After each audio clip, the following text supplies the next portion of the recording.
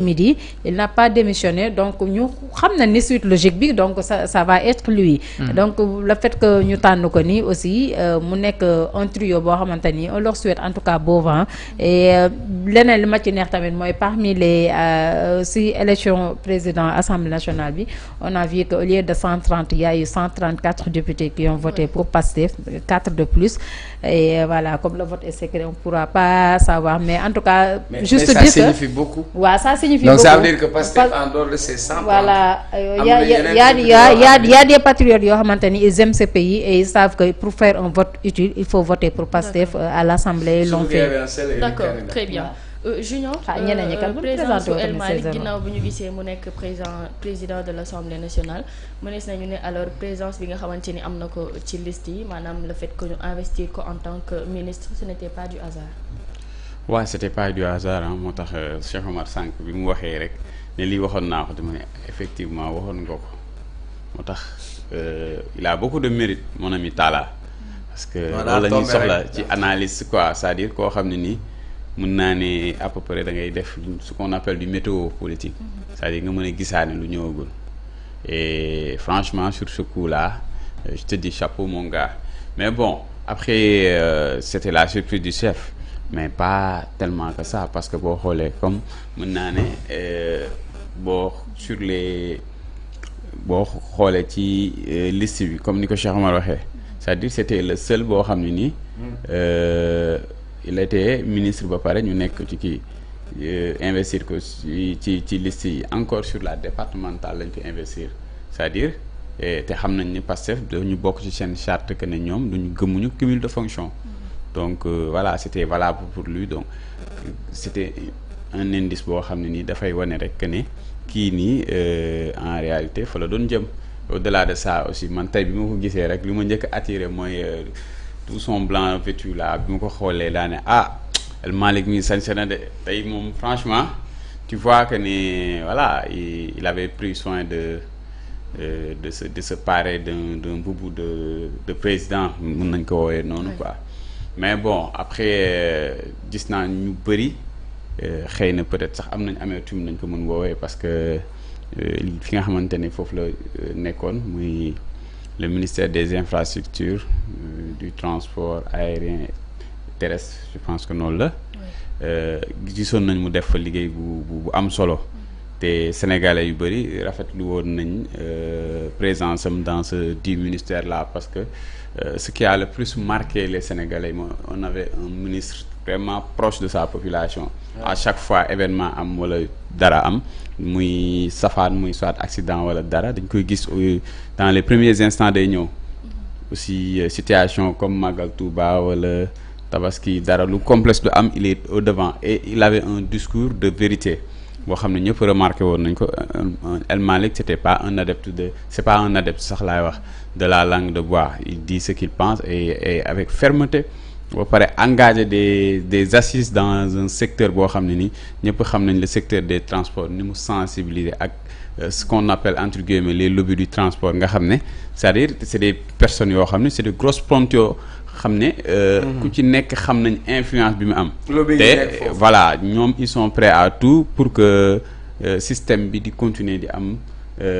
ni mu daan amee, parce que loolu ça leur arrange. Mais teewul loolu il les a affrontés tout seul, engagé des réformes ba xam naa ne di ci kanam tuuti dinañ gis li nga xamante ne mooy résultat assises yi ñu mettre ko sous forme de projet de loi yóbbu ko ci assemblée pour ñu voter ko nga xam ne dinañ am un transport beaucoup plus moderne, beaucoup plus sécurisé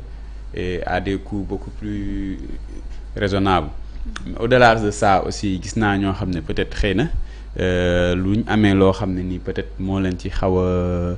duma ne sax metti quoi, mooy lu ñu ci xaw a am tuuti tristesse mooy que ne El Malick c'est quelqu'un boo xam ne nii il a été pendant longtemps quand même le porte-parole du parti Pastef. ñu gis ko ci débat yi il était tellement cohérent, tellement percutant, il a toujours été là vis-à-vis am ku mu mës a jàkkaarloo ak moom tey nga dee. comme mës a jàkkaarloo te nga dee ñun xam nañ ci dara, parce que bi ñu ko invité fii am na ñoo xam ne sax jour boobu noonu ñëwuñu bi ñu leen wooyee dañ El Malick mooy ñëw dañ ne noonu ñoom duñ ñëw waaw ndax xam nañ El Malick quand tu as en face de lui c'est-à-dire dafa moom moo jaay Sonko Diomaye Sonko excentré bu saf la quoi bu amee latéral wala kii moom waaw da lay defal bagage vite fait donc en tant que président de l'Assemblée vu la personnalité et vu l'aura et Assemblée faut pas oublier aussi que le président c'est la deuxième institution du pays. Tout à fait. Donc il va prendre beaucoup de recul par rapport au porte-parole du parti PASTEF. Même j'imagine que même dans les activités autres il va vouloir prendre un peu plus de recul et loolu xëy na peut-être du ma ne amul parce que PASTEF c'est un parti quand même boo xam ne nii ils ont beaucoup de talent loolu bokk na ci seen particularité et c'est un parti aussi qui sait se réinventer à chaque fois bu ñu demee ba jàpp ne parti bi dina sëngem wala dina kii dañuy wane seen capacité de mobilisation chaque fois dañuy wane seen génie politique Ousmane Sonko loolu dafa nekk ci capacité yi nga xamante ni dañ ko xamal mooy à chaque fois il sort des coups de maître et lii rek wane na ko waaye aussi maa ngi dalal rek xelu ñenn ñi nga xamante ni xëy na peut-être jàppoon nañ ne am na yeneen profil sax yu gënoon a jekk ci poste bi parce que El Malick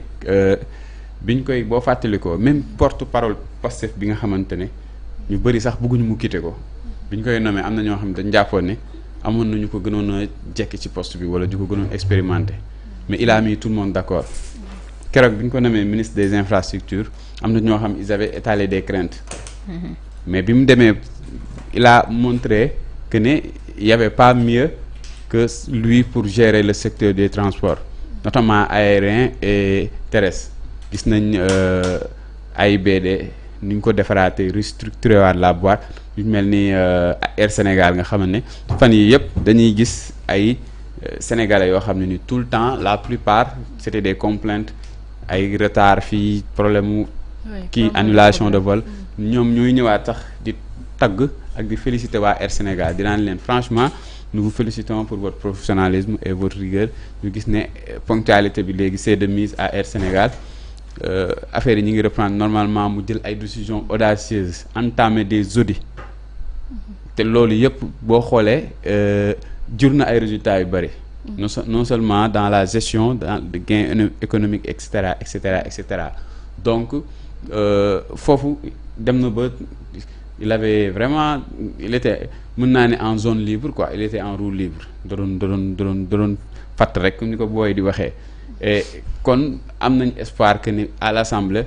il va impulser une nouvelle dynamique comme ni ñu ko waxee une dynamique jeune d'abord parce que Assemblée bu nationale bu jeune lañ soxla il a 41 ans le président en a 44 c'est un signe les deux plus grandes institutions de la République ils ont moins de 45 ans je pense que Sénégal tey lay soog a toll ci bunt boo xam ne ni wala ci toll ci tolluwaay boo xam ne ni Sénégal mën na wane boppam sur l'Afrique sur la face du monde tey Sénégal am nañ possibilité gëm naa ni sax au-delà de nos frontières nekk une diplomatie boo xam ne nii dafay fës ci àdduna yëpp parce que boo xoolee démb rek lañ doon célébrer 80e pas célébrer sax commémorer 80e anniversaire du massacre de Thiaroye 44. ñu gis une dimension internationale boo xam ne cérémonie bi daf ko jël. tey jii nii président assemblée bi nii àdduna yëpp dinañ ko publier wane ni il a 41 ans ce qu'on n'a pas l'habitude de voir en Afrique et loolu day bokk ci liy rehausser suñu diplomatie parce que diplomatie aussi c'est du cosmétique cosmétique la rek c'est-à-dire Diomaye prestance am ak ay discours am mais aussi âge am dafa am lu muy jouer dafa am benn aura boo xam ne nii Sénégal dafa commencé woon perte te tey jii nii man dama gis ne avec ce régime-là on est en train vraiment de renaître on est en train même